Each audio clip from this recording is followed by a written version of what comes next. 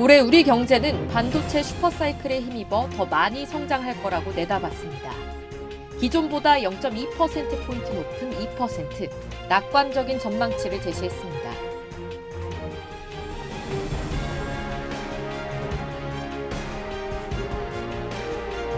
다만 성장 전망의 상향 조정에도 BIT 부분 성장률은 지난 전망과 동일한 1.4%를 유지한다는 점을 고려할 때 IT 및 BIT 부분 간의 격차는 오히려 11월 전망보다 확대된 것으로 볼 수 있습니다.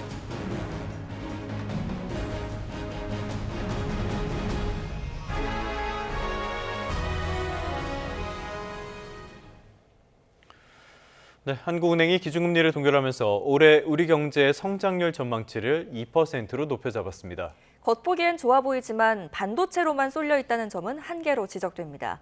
주원 현대경제연구원 연구본부장과 함께하겠습니다. 어서 오십시오. 네, 어서 오십시오, 본부장님. 자, 한국은행 기준금리를 연 2.5%로 또 한 번 동결했어요. 예상대로죠? 국민 5천만 명이 모두 예상했던 거고요. 이거는 뭐 예. 하느니 뭐 그렇죠. 뭐 딱히 주목할 만한 내용은 없었고 네. 일단은 금리 인하 타이밍은 이미 놓쳤고요. 사실 하려면은 이제 작년 하반기쯤에 좀 그렇죠. 한 번 정도 더 했어야 되는데 그때는 이제 환율 이슈 때문에 지금까지도 이어지고 있는 원 달러 환율 한 1,400원대 그리고 이제 미국 연준이 여전히 좀 매파적입니다. 네. 연준의 금리도 올해 중에 많아야 한 번 이런 식으로 지금 전망이 있어서 만약 여기서 우리가 금리를 더 내려버리면 이제 환율이 더 불안해질 수 있고 그렇죠. 특히 이제 한국은행에서 이제 가장 큰 핵심적인 원인들은 가계부채라든가 부동산 시장. 지금 간신히 좀 부동산 시장이 조금 떨어지는 분위기인데 이제 그런 분위기에 또 찬물을 끼얹을 수 있다. 뭐 이런 배경에서 만장일치로 동결을 예. 했습니다. 네. 자, 한국은행이 쉽게 금리를 내리지 못하는 이유도 이해는 됩니다. 그런데 6개월 뒤에 금리 전망을 보면 대부분이 동결 쪽인데 점도표도 움직이지 않는 쪽으로 지금 보고 있다 이런 식으로 읽히는데 앞으로의 통화 정책 어떻게 전망하세요? 금리 인하 사이클은 작년 여름쯤에서 아마 제 기억으로 한 번 정도 그때 마지막으로 했던 게 그게 끝이라고 생각이 됩니다. 네. 이제 금리 인하는 더 이상 불가능하고요. 왜냐하면 지금 금리 인하를 했을 때 말씀드렸던 부동산 시장이 다시 불안해질 수 있고 또 환율도 불안해질 수 있고요. 그러면은 이제 금리 인하가 아니라면 이제 금리 인상을 해야 되는데 반대로 생각해서 사실 주식 시장이 지금 좋잖아요. 예. 여기다가 한국은행이 만약에 올해 중에 금리 인상한다는 시그널을 준다? 그럼 주식 시장이 상당히 좀 조정을 받을 가능성도 있습니다. 네. 그러니까 이러지도 저러지도 못하고 그래서 올해까지는 동결을 할 것 같은데 네. 일부에서는 올해 한 하반기쯤에 한 번 정도 인하 가능성을 제기를 하는데 저는 그럴 가능성은 거의 없다고 생각이 돼요. 왜냐하면 실물 경기 자체가 빠르지는 않지만 우상향 추세고 네. 지금 자산 시장이 이런 분위기, 주식 시장이 이런 분위기면 실물 경제 자체에도 약간의 버블이 형성될 가능성이 있거든요. 여기서 정부가 생각할 수 있는 카드는 금리가 한번 인상이 되면 좋겠다. 살짝 조정을 위해서 오히려 저는 실물 경제가 너무 또 그 주식시장의 영향을 받아서 너무 빨리 올라가는 것을 경계한 한국은행의 좀 선제적인 조치도 가능하다고 봐서 가능성은 높지는 않지만 연말에 네, 금리가 한 번 정도 인상이 될 가능성도 저는 오히려 있다고 생각이 됩니다. 인하 가능성보다는 오히려 올릴 가능성. 어제 이창용 총재께서도 주식시장이나 부동산 시장에 대한 우려도 이야기를 했으니까요. 자, 전반적인 기조를 보면요. 말씀하신 것처럼 한국 경제의 성장세가 조금씩이나마 회복되고 있다는 점. 올해 성장률 전망치를 2%로 전망을 했거든요. 이거는 기존 전망치보다는 높여 잡긴 한 거죠? 예, 그러니까 한국은행이 3개월마다 이제 전망치를 수정해서 발표하는데 작년 11월에 1.8%였고 이제 이번에 발표한 게 2.0%인데 직전에 이제 국책기관 중에서는 KDI가 이제 1.9%로 발표를 했고요. 예. 그러다 보니까 뭐 다른 기관하고 별 차이는 없습니다. 뭐 저희 연구원도 작년 9월에 올해 거를 1.9로 전망을 했고 네. 주요 글로벌 기관들 뭐 국내 주요 기관들 보면 2% 내외에서 그래서 뭐 저 정도면 무난하다고 생각이 되고 이제 한국은행의 전망치가 좀 뭐 특별히 다른 기관에 비해 튄다 이런 모습은 없는 것 같고요. 예. 2.0% 정도면 무난한 걸로 생각이 됩니다. 네, 결국 근데 숫자를 보면 2%지만 속을 들여다보면 이게 반도체가 끌고 가고 있지 않습니까? 장기적으로 봤을 때 이 구조 괜찮을까요? 반대로 제가 질문을 드리면 반도체가 만약에 없었으면 지금 저성장률이 나올 수가 예. 없는 거죠.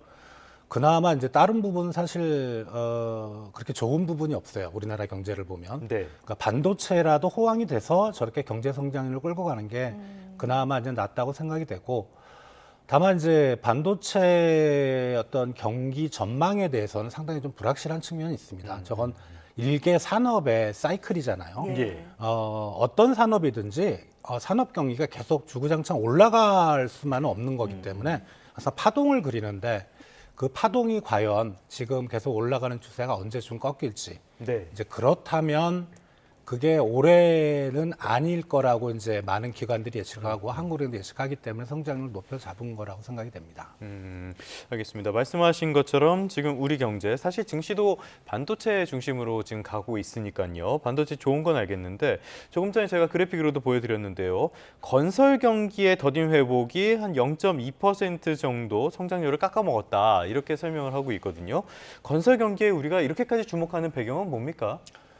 건설 투자와 반도체 산업을 우리가 물론 하나는 건설업이고 하나는 제조업의 일부 산업이지만 딱 예. 비교를 해봤을 때 이게 한국 경제에 미치는 파급력은 사실 건설업이 더 큽니다. 왜냐하면 제조업은 원래 서비스업이나 건설업보다는 고용을 덜 쓰는 그러니까 예. 고용 휴발 효과가 상당히 낮은 산업이고, 네. 제조업 중에서도 특히 석유화학과 반도체 산업은 대규모 장치 산업이기 때문에 저기 산업 경기의 호황이라고 네. 고용이 전체적으로 확 직간접적으로 긍정적인 영향을 못 미치거든요. 건설 같은 데가 잘 해줘야 된다. 그렇죠. 예. 그러니까 작년 우리나라 연간 경제 성장률이 1.0%인데 건설 투자가 GDP에서 차지하는 비중이 한 10%가 좀 넘어가거든요. 예.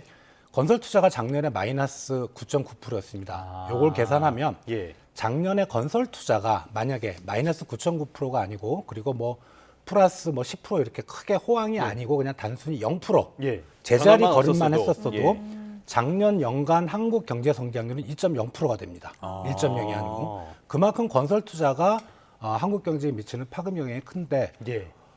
작년과 올해 초에 어떤 건설 쪽의 경기를 선행 우리가 볼 수 있는 그런 건설 수주 쪽 보면 상당히 안 좋습니다. 예. 그렇다면 올해 건설 투자도 좋지 않을 거고, 예. 그게 결국은 우리나라 5대 경제 성장률을 떨어뜨리는 요인으로 작용할 것 같습니다. 네, 결국 이 쏠림 현상이 문제라고 하는 건데 이 쏠림 현상이 얼마나 양극화를 키우고 있는지도 한번 짚어봐야 될 것 같습니다. 이창용 총재가 양극화의 심화 원인으로 이 IT 중심의 성장, 그리고 고소득층 위주의 주가 상승 이익, 그리고 AI 기술 활용 격차를 꼽았는데 이 진단은 어떻게 보셨어요? 조금 좀 너무 뜬구름 잡는 얘기고요. 왜냐하면 이제 반도체 호황이라고 했을 때 그 이제 반도체 우리 대기업들만 좋은 거고, 예. 사실 나머지는 다 안 좋거든요. 그것 때문에 단순히 양극화가 벌어졌다? 그거는 좀 아닌 것 같고, 그리고 주식시장 얘기는 어느 정도 좀 맞는 것 같아요. 우리가 네. 이제 보통 우리 통상적인 그러니까 우리 국민의 서민들 수준에서 주식시장에 투자하는 금액이 예를 들어 100만 원인데 네. 큰 손들 같은 경우 100억이라고 치면 10%가 올랐을 때 서민들은 10만 원 버는 거고 큰 손들은 10억 버는 거잖아요. 네. 자산 양극화, 소득 양극화로 분명히 이어지는 부분이고, AI 쪽은 아직은 조금 그게 이제 AI 기술이 도입이 되고 AI에 대한 기업들의 활용 뭐 이런 것들이 있긴 하지만 그게 과연 양극화까지 벌써 이어졌을까? 그거는 좀 너무 나간 얘기라고 생각이 됩니다. 실제로 AI를 통해서 노동 생산성이 높아졌다 이런 지표는 찾아보기가 어렵다고 하던데 맞습니까?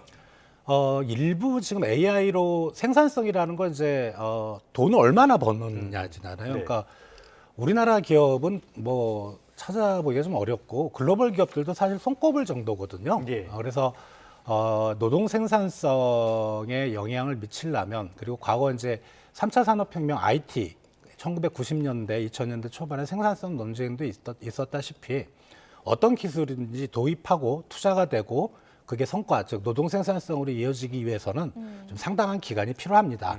AI라고 그게 짧아질 이유는 없거든요. 그래서 아직은 노동 생산성에 큰 영향을 미치지 못한다. 저는 그렇게 생각하고 싶습니다. 네.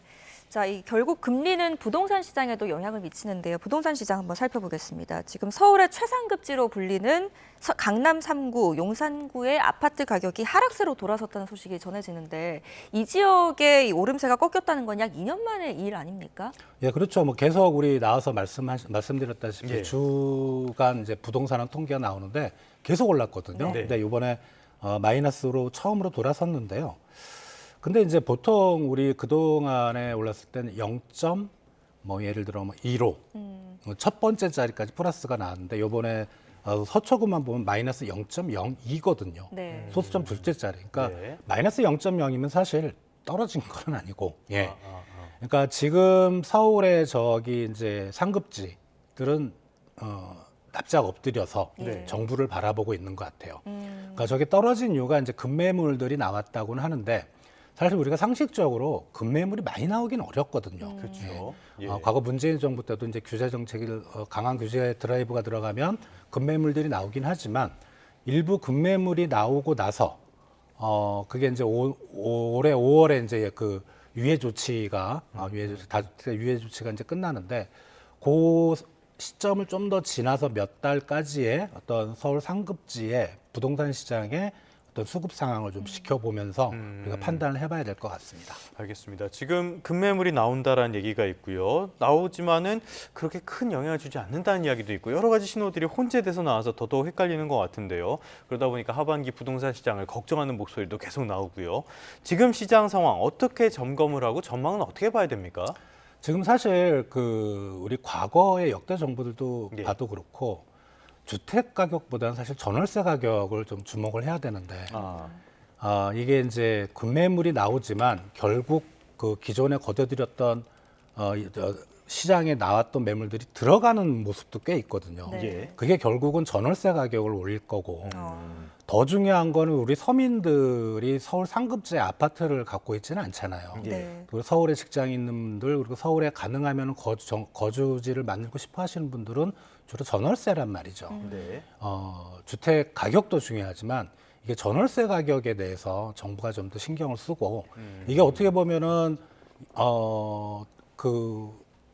뭐라 그럴까 서민 체감 경기. 왜냐하면은 전월세 가격은 이제 주거비가 되는 거잖아요. 그렇죠. 그러니까 자기가 일해서 버는 돈은 그렇게 많이 안 느는데 전월세 가격이 계속 올라가면 서민들의 삶은 팍팍해지고 그래서 저는 개인적으로 전월세 가격을 주로 이제 수도권이라든가 이런 쪽에 전월세 가격을 좀 주목을 하셔야 될 것 같다라는 생각입니다. 알겠습니다. 말씀하신 것처럼 전월세 가격이 만약에 하반기에 오르게 된다면은 이거는 앞서서 말씀해 주신 성장률에 내수 경기에도 영향을 미치게 될 테니까요.